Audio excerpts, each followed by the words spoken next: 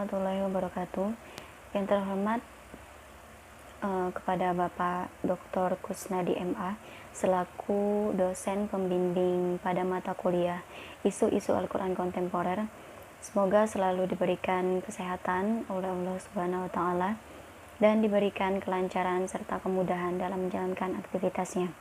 Amin ya Robbal Alamin.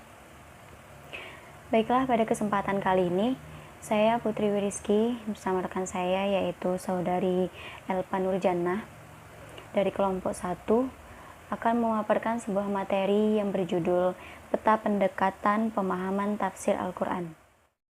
Baiklah, langsung saja. Di sini materi yang akan saya bahas pada pendekatan penafsiran Al-Quran.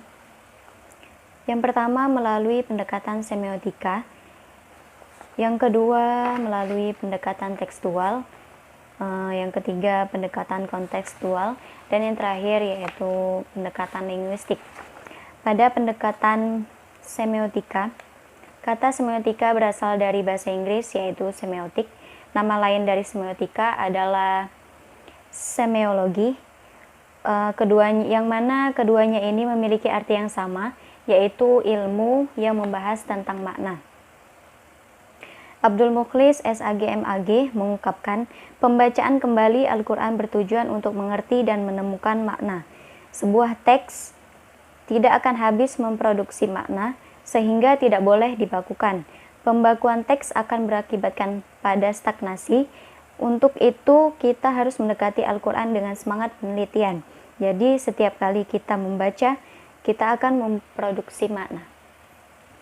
Jadi, pengertian semiotika ini dapat disimpulkan adalah suatu disiplin ilmu dan metode analisis untuk mengkaji tanda-tanda yang terdapat pada suatu objek untuk diketahui makna yang terkandung dalam objek tersebut. Sebagai contoh, salah satu kitab tafsir yang menggunakan kitab tekstual yang berangkat dari refleksi ke praksis adalah Tafsir Al-Misbah. Tafsir ini ditulis oleh Quraish Shihab sekitar bulan Juni 1999 di Kairo. Contoh ayatnya pada Quran Surah Al-An'am ayat 2 yang berbunyi, Huwaladzi khalaqakum min tin tsumma qada ajala wa ajalum musamman indahu tsumma antum tamtarun. Yang artinya, dialah yang menciptakan kamu dari tanah, kemudian dia menetapkan ajal atau kematianmu, dan batas waktu tertentu yang hanya diketahui olehnya. Namun demikian, kamu masih meragukannya. Nah, dalam hal ini, penulis terkonsentrasi pada kata sesudah itu ditentukannya ajal, dan ada lagi suatu ajal yang ditentukan di sisinya. Menurut Quraish Shihab, pendapat yang terkuat tentang arti ajal adalah ajal kematian dan ajal kebangkitan, karena biasanya Al-Quran menggunakan kata ajal bagi manusia dalam arti kematian. Kemudian pendekatan kontekstual. Pendekatan kontekstual yang dimaksud di sini adalah pendekatan yang mencoba menafsirkan Al-Quran berdasarkan pertimbangan analisis bahasa, latar belakang sejarah, sosiologi dan antropologi yang berlaku dalam kehidupan masyarakat Arab pra-Islam dan selama proses penurunan wahyu berlangsung. Salah satu contoh yang dianggap baik dalam penggunaan pendekatan kontekstual ini adalah Farid Ishaq yang menempatkan hermeneutik Al-Quran dalam ruang sosial di mana ia berada, sehingga sifatnya bukan lagi kearaban yang bersifat umum. Ishaq merumuskan hermeneutik Al-Quran yang berporos pada pembebasan dan persamaan dengan mempertimbangkan aspek kontekstual di mana ia hidup. Contoh tafsir yang menggunakan pendekatan kontekstual selanjutnya adalah buku tafsir karya Syu'bah Asa yang berjudul Dalam Cahaya Al-Quran, tafsir ayat-ayat sosial politik. Karakteristik buku tafsir tersebut yaitu pada setiap ayat dikemukakan dan digerakkan dalam ranah peristiwa yang terjadi. Warna lainnya bahwa setiap ayat menurutnya merupakan cahaya yang menyoroti setiap kejadian-kejadian yang sedang terjadi dan populer di dalam ruang sosial keindonesiaan. Kemudian yang terakhir yaitu pendekatan linguistik. Penggunaan pendekatan linguistik atau kebahasaan memiliki alasan yang kuat, mengingat Al-Quran merupakan pesan-pesan Allah yang dikemas dalam media bahasa. Cara paling mendasar untuk memecahkan pesan-pesan tersebut adalah dengan mencocokkannya dengan pengetahuan kebahasaan yang secara konvensional telah berlaku dalam kehidupan bangsa Arab. Tanpa bahasa Arab, tak ada yang dapat dipahami dari Al-Quran. Menggunakan pengetahuan kebahasaan untuk menafsirkan Al-Quran bukan berarti selalu memaknai setiap kata dan kalimatnya secara harfiah atau literal. Orang Arab mengenai mantuk atau makna tersurat dan mafhum atau makna tersirat. Sehingga pemahaman tidak harus didapat dari kata-kata yang tertulis, seperti dalam bahasa lain. Sebagian lafaz dalam bahasa Arab kadang juga memiliki makna yang hakiki. Sebuah kata ada kemungkinan memiliki makna syar'i, urf, dan atau lugawi sekaligus. Secara literal, kata tangan bermakna salah satu anggota badan, tapi secara metafor, tangan juga bisa bermakna kekuasaan atau kudroh.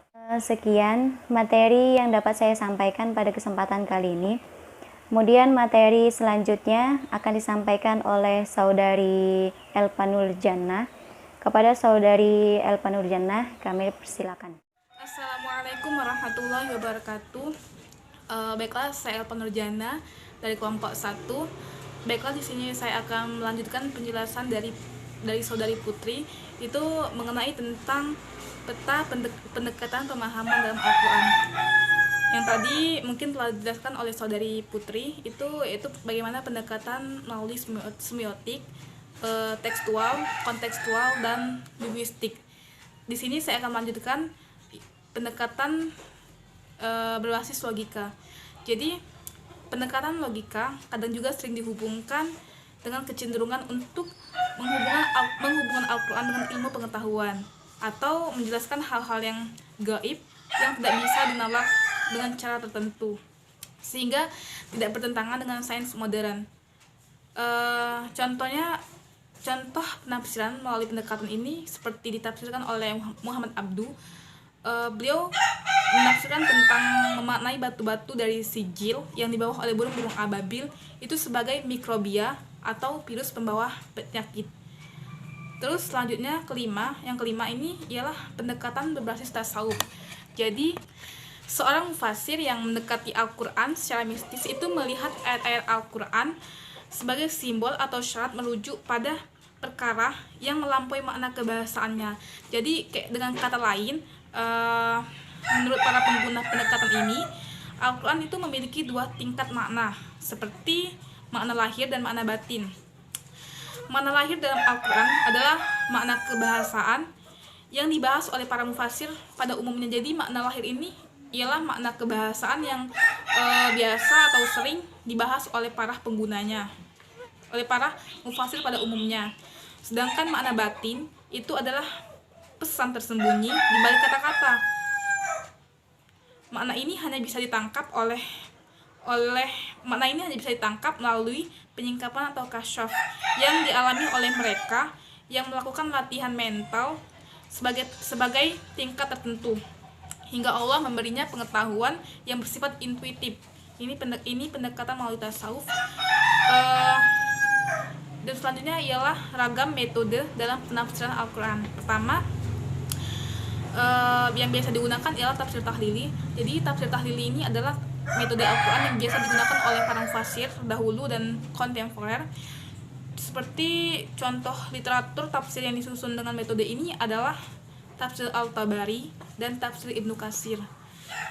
Jadi tafsir tahlili ini adalah metode menafsirkan yang berusaha menjelaskan Al-Quran dengan menguraikan berbagai seginya dan menjelaskan apa yang dimaksud oleh Al-Quran, seperti menjelaskan makna-maknanya, asbabun nuzulnya, dan pesan atau hikmah yang diambil dari suatu ayat tertentu.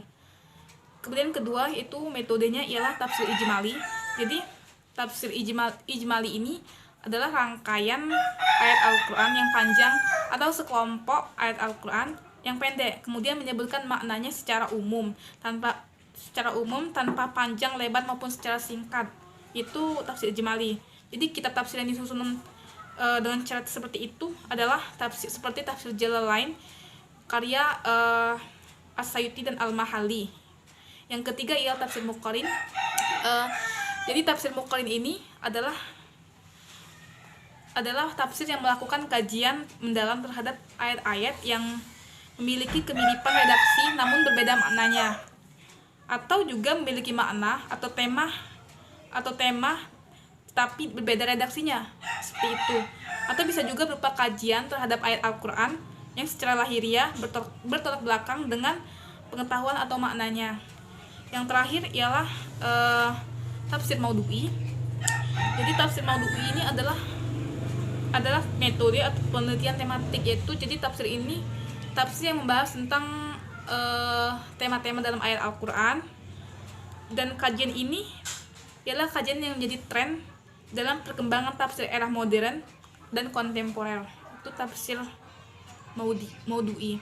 Jadi mungkin itulah pembahasan kami mengenai tentang peta pendekatan pemahaman dalam Al-Quran.